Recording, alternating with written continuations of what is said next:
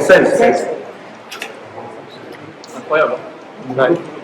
Donc l'eau, elle arrive comme ça. Et derrière, Elle se tourne, je ne sais pas si vous voyez, elle est un peu descendue par rapport à ça. Il y a une forme d'escargot. Il y a une forme d'escargot, et on voit bien que ça se termine comme ça. C'est pas juste un bloc, hein. C'est vraiment l'eau, elle fait le tour comme ça, puis elle rentre dedans comme un siphon. Elle est aspirée par l'effet d'une tunnel d'avion, si vous voulez. ouais. Plus, il y a plus, surtout l'évasement, surtout le. C'est comme en aérodynamique polaire. Passionnant, c'est pareil. C'est génial. C'est pour ça que j'ai fait plusieurs régions pour voir des trucs comme ça.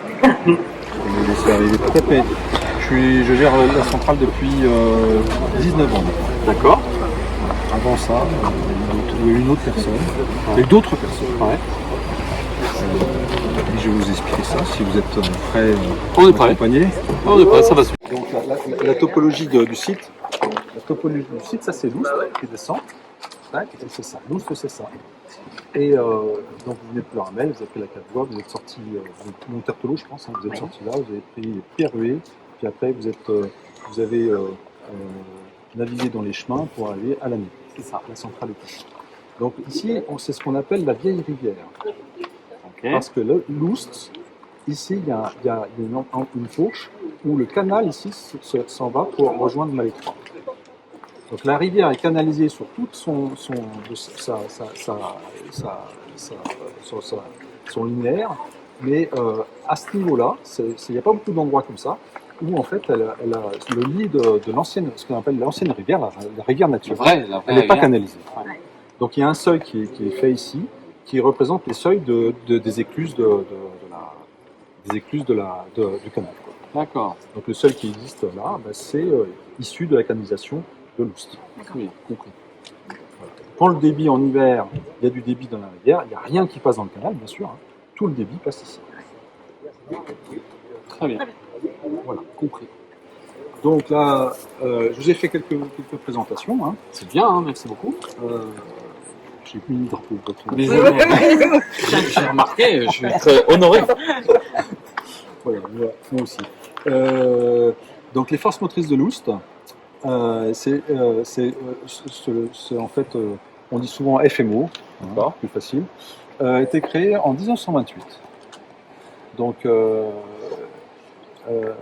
par un monsieur dont j'ai oublié le nom. Et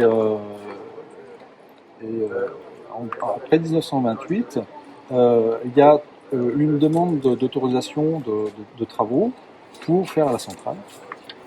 Et la construction a duré pendant 2 ans à peu près. D'accord.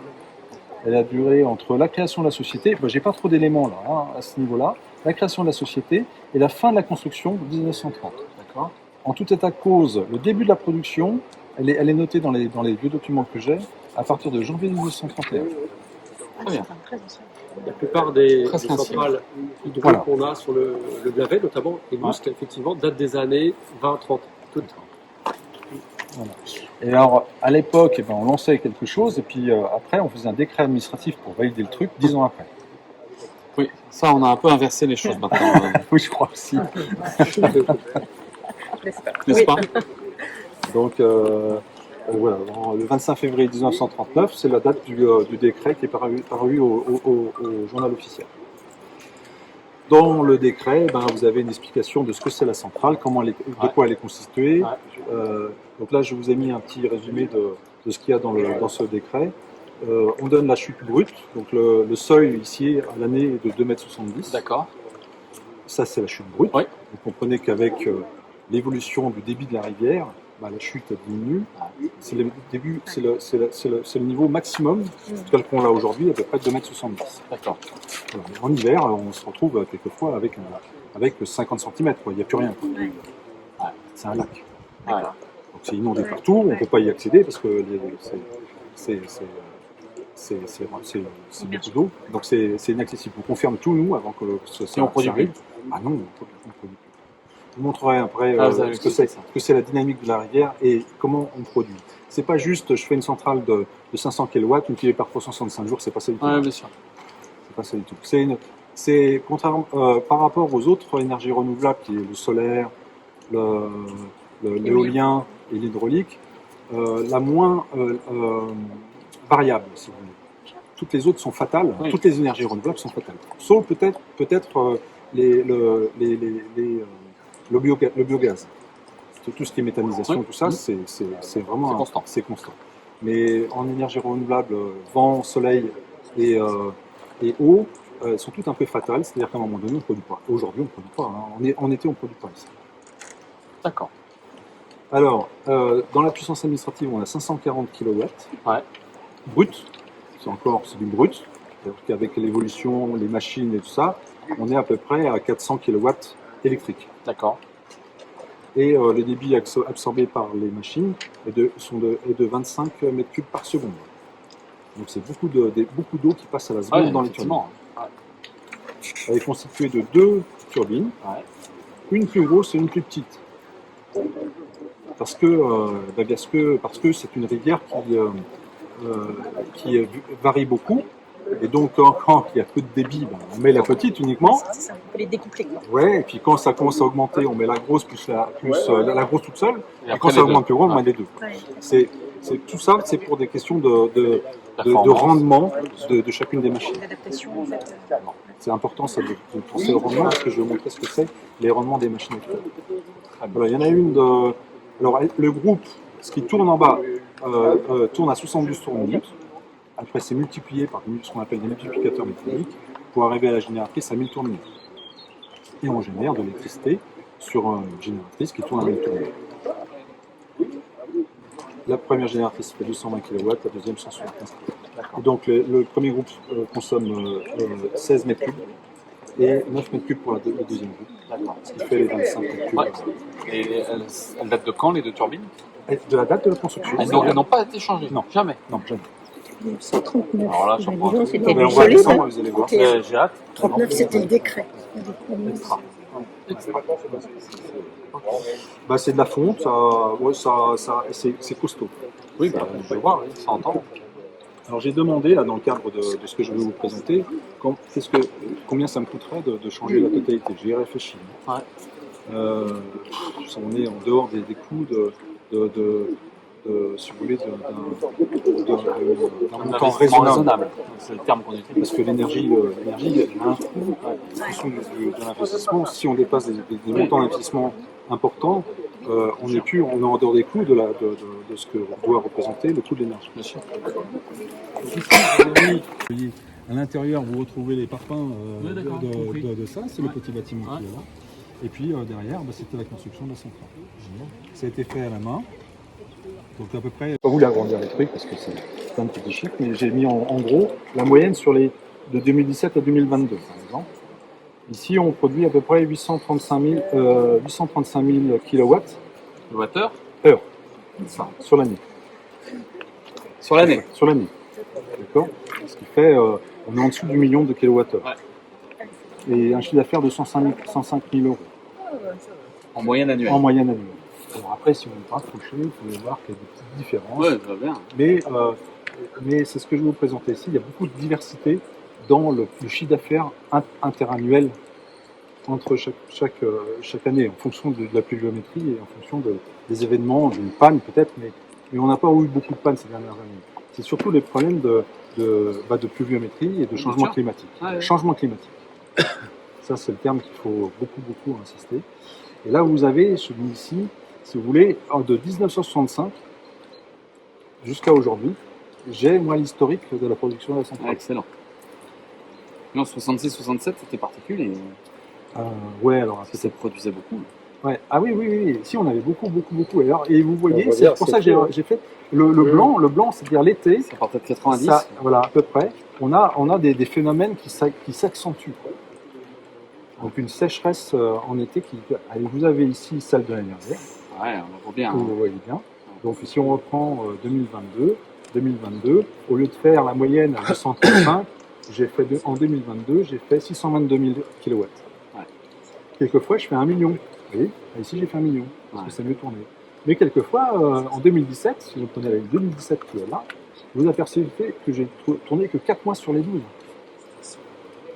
Donc là, vous vous retrouvez avec un productif de 440 000 kW, qui fait 57 000 euros. Ouais. Avec la moitié, on peut aller jusqu'à la moitié du chiffre d'affaires en fonction de la pluviométrie. C'est qu'il faut que je m'adapte. Aujourd'hui, ce que je vous ai dit, c'est un groupe qui date de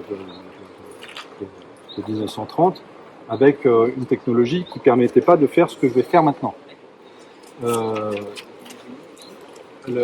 vous ai parlé des rendements de la turbine. Ouais. En rouge, là, vous avez le rendement de la turbine qui sont actuels. C'est des turbines hélices à vitesse fixe. C'est-à-dire que c'est le réseau 50 Hz, fait tourner la génératrice à 1000 tours, et puis avec le rapport de réduction, la turbine tourne toujours à 72 tours minute, quel que soit le débit d'entrée. D'accord. Donc c'est des turbines à hélice à vitesse fixe. Quand vous regardez ces tubes des turbines, quand vous fermez parce que vous avez débit faible, ça c'est le débit que vous rentrez dans la turbine avec, j'ai comme une pédale d'accélérateur sur la turbine, on peut rentrer plus ou moins du débit. Eh bien, quand vous limitez le débit dans la turbine, vous diminuez énormément le rendement. Et au lieu d'être sur un rendement de 80%, on tombait toujours tout de suite à 20 ou 40% de rendement. Ouais, j'entends. C'est que et très rapidement, quand j'ai plus de débit dans la rivière, je suis obligé d'arrêter. Alors, j'ai fait des modifications aujourd'hui, c'est votre question, pour obtenir la courbe grise sur les deux groupes. Ce qui me permettra d'avoir produire encore avec des billes faibles, avec des très bons rendements. Gardez le même matériel, mais vous travaillez sur dans les armoires vont la changer. capacité à changer La vitesse de variation avec des armoires électroniques de puissance. Ok. L'investissement pour faire ça, 243 000 euros sur l'heure que je suis en train de faire. D'accord. Très bien. Ouais, ça fait plus de 2 années de chiffre d'affaires, quoi. Alors, il faut savoir qu'avec la vitesse variable, je vais avoir 30% de productible en plus. Alors, là, je m'adresse à la communication. C'est pas tout de suite le chiffre d'affaires que vous avez vu tout à l'heure, mais j'ai plus 30%. Ça va pas être ça, parce que le changement climatique fait que j'ai moins de productible, et ça, c'est flagrant, de moins en moins. Donc, mon chiffre d'affaires, si je reste en l'état là, Le chiffre va baisser. il va baisser. Avec cet investissement-là, je vais me permettre de garder un chiffre d'affaires qui va quand même permettre une certaine rentabilité, et puis faire vivre une unité de production. Ouais. Alors les équipements neufs que vous pouvez trouver sur le permettent ce genre de choses. Ouais. C'est Pour aller ancré. capter la moindre énergie disponible. Exactement. Pour obtenir des rendements qui sont de l'ordre de 80% jusqu'à des débits très faibles dans la turbine. Impressionnant. D'accord. Voilà. La plupart des équipements maintenant proposés sur le marché vous permettent de retrouver des chiffres comme ceux-là. Donc moi je modernise en fait la centrale tout en gardant les groupes qui sont bas. Après, c'est l'énergie musculaire. Après c'est l'énergie musculaire, mais ça je Une nouvelle passerelle. Voilà, dans le cadre du schéma de mobilité de la communauté de communes et un peu plus, voilà, sur lequel on va. On continue, et c'est les deux communes. Alors c'est Saint-Abraham qui porte pour le compte des deux communes et on a une convention financière.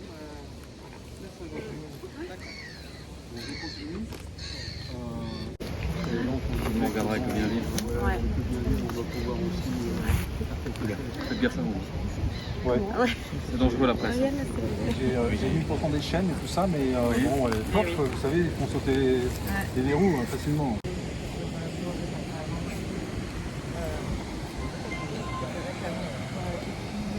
Le 20 000 pour isoler la centrale en tension et on s'en va. En même temps que ça rebaisse. D'accord. Et quand ça monte comme ça, la rivière charrie ce qu'on appelle des feuilles de fond. C'est des feuilles qui sont mortes, trempées et qui sont au fond de la Très rivière. bien. Et ici on arrive sur une configuration qui fait que là, ça fait un remous, parce que ça tape dans le barrage, ça fait un remous, et puis ça se dépose ici. Et à la fin de la crue, on se retrouve avec une montagne. Donc quand l'eau baisse, vous avez un dôme de feuilles de fond qui est là. Alors on a avec une méthodologie là, maintenant, qui nous permet de. Avant, l'ancien propriétaire venait chercher une rue pour enlever tout ça. Ouais. Ça prenait un mois au moins. Ah ouais. Nous, on va dire en une semaine, on a réglé le problème. On sera là-bas, non? Là-bas, plus loin. Ok. Donc, on va adhérer, si vous voulez, avec ce programme-là. Comment? C'est face. D'accord. Je suis obligé de garder remonté pour la navigation. Pour avoir un peu.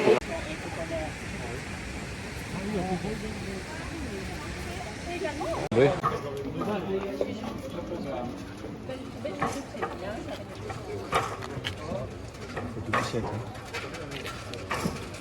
Vous avez filmé là? Non. Ouais. Allez, c'est parti. Oui, il n'y a pas beaucoup d'eau. C'est combien la tige? Oui, c'est bien ça. Je ne sais pas, je ne peux pas vous dire. Si ça arrive bien. Ah bah ça, il y a des coups. Ah ouais. Ah non, mais c'est bon, il descend. Allez, parti. Et parti.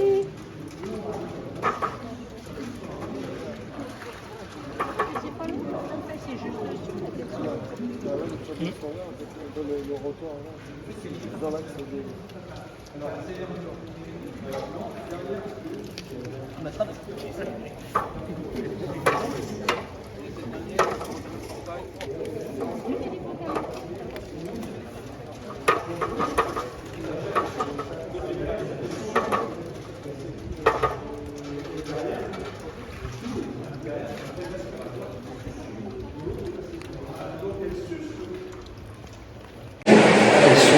Moi j'ai participé, si vous voulez, j'avais fait 100 pas sur la Mayenne, donc il y avait à l'époque le souhait de mettre toute la Mayenne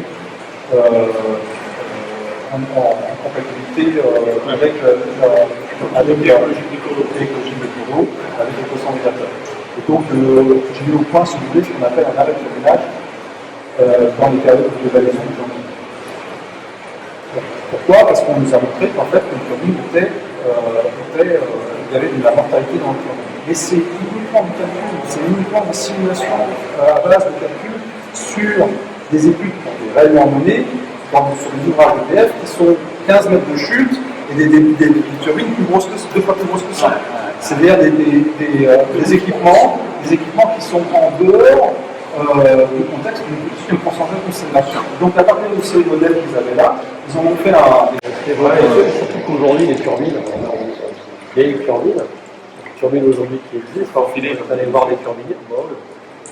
Voilà, moi c'est d'avant, donc eux c'est l'inox, comme ça. Ouais. Non, c'est passionnant. Et donc 75 torpilles. 72. C'est impressionnant, hein. C'est toujours immergé. Là, celle-ci, elle absorbe 9 mètres. Potentiel. Il ne faut pas qu'on s'éparpille parce que c'est un sujet qui est complexe. Alors, monsieur Leroy le restitue bien, mais c'est complexe. Performance. C'est ça. Et derrière, ça va faut respecter. Il ne faut pas dépasser. Voilà, moi je dis. Et d'ailleurs, c'est fait par les textes d'obligation d'achat, donc les décrets d'obligation d'achat qui sont faits par le ministère.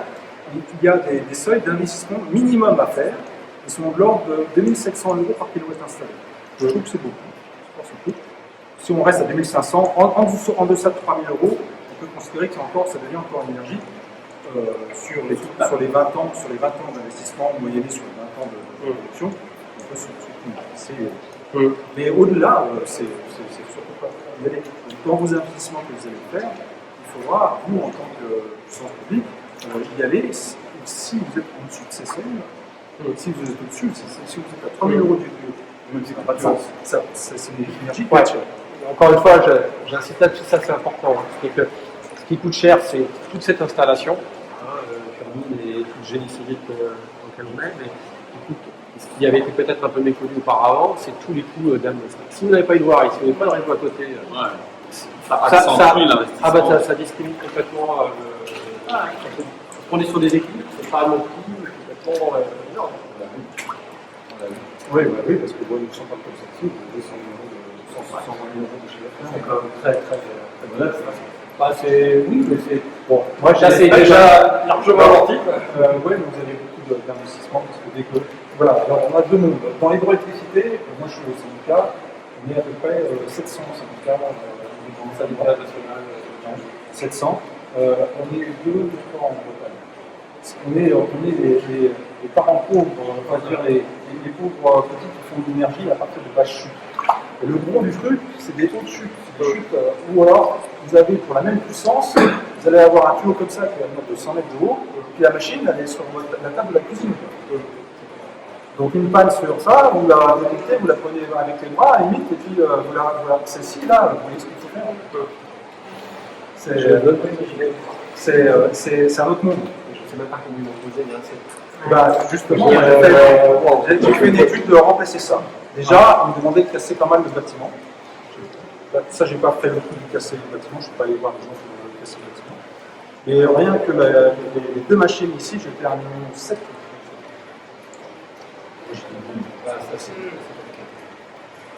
Il faut les bichonner. Ouais, mais ça s'entretient. Alors, là, bien sûr, on voit, c'était recouvert d'une pellicule qu'il faudra refaire. C'est une pellicule un peu goudron, qui s'en va un peu là. Mais elle a été protégée, elle a été blacksonnée. C'est comme ça. Ouais. Elle a été blacksonnée, le blackson commence à partir. Bon, voilà, ça nécessite un petit peu de maintenance. Vous voyez, on a remplacé les tétons en inox il y a longtemps. Et là, à l'intérieur, c'était remodifié aussi. Ouais, ça glisse bien. Ah oui, ça glisse bien, tout à fait. C'est une bague en téflon. On améliore petit à petit. Mais en tout cas, la base essentielle qui est la roue, non, il n'y a aucune raison de la changer. Très bien. Oui, donc, Content d'avoir vu ça. Ah bah là, vous entendez la machine dans quelques années. En 2031, c'est ça? La création, c'est 28 et la début, c'est 31. Donc, dans quelques années, on a encore 7 ans, ça va passer. Donc, les 100 ans. Et je pense qu'elle va durer longtemps. Tant mieux. Tant mieux. On a besoin. Ok, Merci beaucoup.